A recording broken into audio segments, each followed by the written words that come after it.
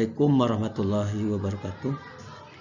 Saya Agus Darmawan, CGP Angkatan 7, Kabupaten Garut, akan menjelaskan tentang tugas koneksi antar materi modul 13A9 mengenai visi guru penggerak.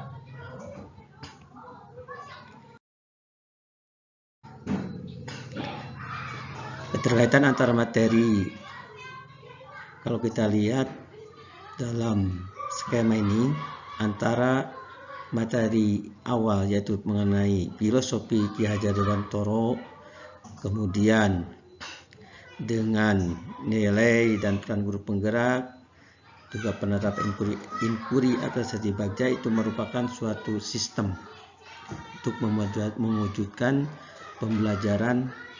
tujuan pembelajaran yang lebih baik.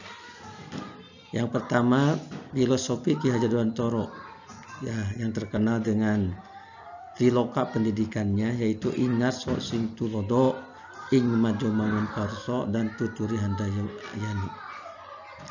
Kemudian juga nilai dan peran guru penggerak. Kemudian metode inkuri apresiatif dengan tahapan bagja untuk menuju perubahan. Ini semuanya adalah untuk terwujudnya siswa berprestasi, berkarakter, dan berbudaya sesuai dengan profil Pancasila. Itulah visi.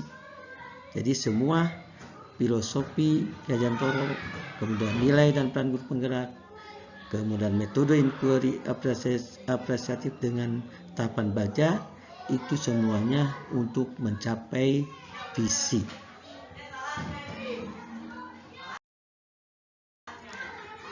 Kemudian keterkaitan antara materi visi guru penggerak, yaitu terwujudnya siswa berprestasi, berkarakter, dan berbudaya sesuai dengan profil pelajar Pancasila.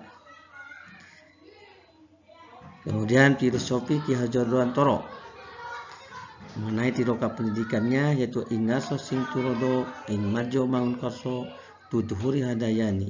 Di depan memberikan teladan, di tengah membangun motivasi, di belakang memberi dukungan. Kemudian indikator visinya adalah pembelajaran berpihak pada murid, yang kedua menanamkan karakter pelajar Pancasila, dan yang ketiga menerapkan IA untuk melakukan perubahan. Kemudian nilai dan peran guru penggerak, berpihak pada murid, mandiri, refleksif, kolaboratif, dan inovatif. Peran guru penggerak: 1. Menjadi pemimpin pembelajar. Yang kedua, menggerakkan komunitas praktisi. Yang ketiga, mendorong kolaborasi antar guru dan pihak terkait. Yang keempat, menjadi coach atau instruktur bagi guru lain untuk pembelajaran berpihak pada murid. Nah, semua komponen tersebut adalah kompetensi yang harus dimiliki oleh guru penggerak untuk pencapaian visi guru penggerak. Kemudian selanjutnya, alur inquiry IA atau inquiry apresiatif dengan tahapan bagja kepada perkasa perubahan diri. Pertama, inquiry apresiatif merupakan salah satu model manajemen perubahan di lingkungan pembelajaran yang kolaboratif dan berbasis kekuatan atau positif yang ada di lingkungan sekolah. Dari inquiry apresiatif kemudian di drop down ke prakasa perubahan. Dari prakasa perubahan kemudian juga di drop down kepada tahapan bagja. Nah, tahapan bagja ini merupakan tahapan yang bisa membantu untuk mengungkapkan, mengapresiasi, memperdayakan, menyatukan, dan mewujudkan visi. Tahapan-tahapan bagja yang pertama adalah B-nya buat pertanyaan, A-nya ambil pelajaran, G-nya gali mimpi, J-nya jabarkan rencana, dan A-nya atur eksekusi. Nah, selanjutnya untuk menerapkan inquiry apresiatif dengan tahapan baja kepada prakasa perubahan diri. Tahapan pertama, tahapan baja adalah buat pertanyaan. Pertanyaannya adalah apa yang harus dilakukan dalam meningkatkan kreativitas siswa dengan model pembelajaran PJBL P3. Kemudian tindakan yang perlu dilakukan adalah pertama berkomunikasi dan berkolaborasi dengan rekan sejawat tentang peningkatkan kreativitas siswa dengan model PJBL profil pelajar Pancasila. Nah, prakasa perubahannya dari tahapan ini adalah untuk meningkatkan kreativitas siswa dengan profil pelajar Pancasila. Nah, kemudian yang A-nya ambil pelajaran. Pertanyaannya, tindakan apa yang dilakukan guru untuk merubah persepsi siswa tentang kreativitas yang akan menghasilkan produk? Nah, tindakan yang dilakukan adalah memfasilitasi kebutuhan siswa seperti media, sarana pembelajaran yang mengundang terhadap pembelajaran PJBL profil pelajar Pancasila. Yang G-nya adalah gali mimpi.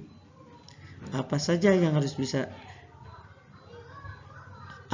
hal baru yang bisa dilakukan setelah saya berhasil meningkatkan kreativitas siswa dengan model pembelajaran PJBL P3, yaitu profil pelajar Pancasila.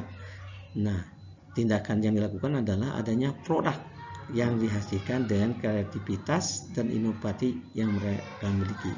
Maksud dari produk ini adalah produk kreativitas siswa untuk membangkitkan inovasi siswa dengan menggunakan bahan-bahan yang ada, bahkan menggunakan bahan-bahan yang sudah tidak digunakan atau daur ulang seperti kardus, plastik, dan lain-lain.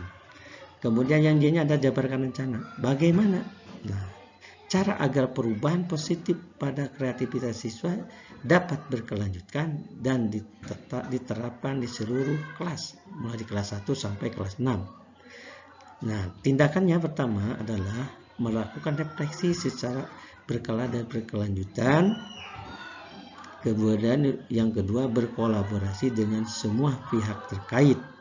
Di sini termasuk prasekolah, warga sekolah, guru, orang tua siswa, juga pihak-pihak terkait yang menunjang terhadap peningkatan kreativitas siswa. Kemudian yang terakhir adalah atur eksekusi. Di dalam atur eksekusi adalah siapa yang terlibat untuk mewujudkan rencana tersebut. Nah, di sini yang terlibat tentunya pertama kepala sekolah, guru, komite sekolah, dan warga sekolah, orang tua, dan lingkungan sekitar yang dapat menunjang dan mendukung terhadap kreativitas siswa. Nah, dampak nyata bagi siswa atau peserta didik, yaitu kita lihat gambar. Pertama adalah berkembangnya potensi, bakat, minat, dan kreativitas siswa yang menerapkan pembelajaran berpusat pada siswa atau student center seperti yang gambar pada gambar 1. Yang kemudian peserta didik yang kedua menerapkan pembelajaran sesuai dengan kodrat alam dan kodrat zaman. Yang ketiga, terciptanya pembelajaran yang aktif, kreatif, inovatif, dan menyenangkan. Kemudian yang keempat, terbentuknya karakter positif siswa dengan menerapkan program-program pembiasaan yang dilaksanakan sekolah seperti kegiatan pramuka, ada PHBI, program 5S, yaitu salam, senyum, sopan, santun, dan sapa. Nah, ini seperti gambar ini adalah program kegiatan pramuka. Kemudian yang gambar ini adalah tentang kreativitas siswa menggunakan bahan yang ada.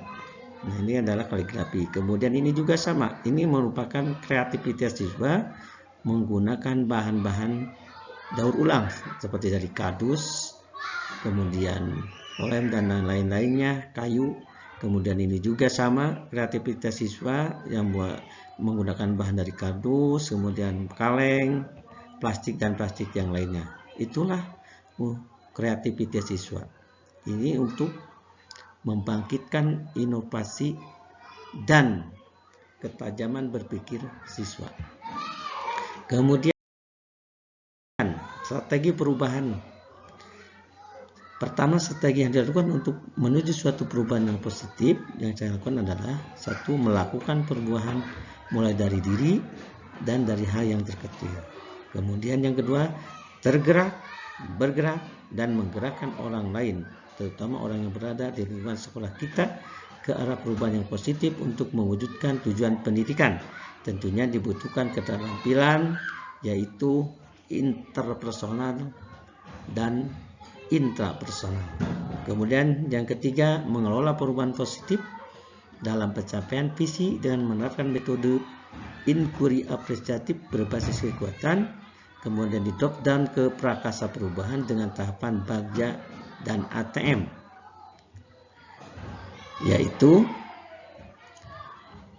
yang ketiga, melakukan kolaborasi dengan kepala sekolah, warga sekolah, orang tua siswa, dan lingkungan sekitar, serta pihak-pihak terkait dalam mewujudkan visi. Kemudian yang terakhir, mengupdate terus kompetensi diri dengan cara pelatihan, in-house training, workshop, BIMTEK, dan pendidikan berkelanjutan. Nah, itulah strategi perubahan yang saya lakukan. Sekian, terima kasih. Salam guru penggerak. Wassalamualaikum warahmatullahi wabarakatuh.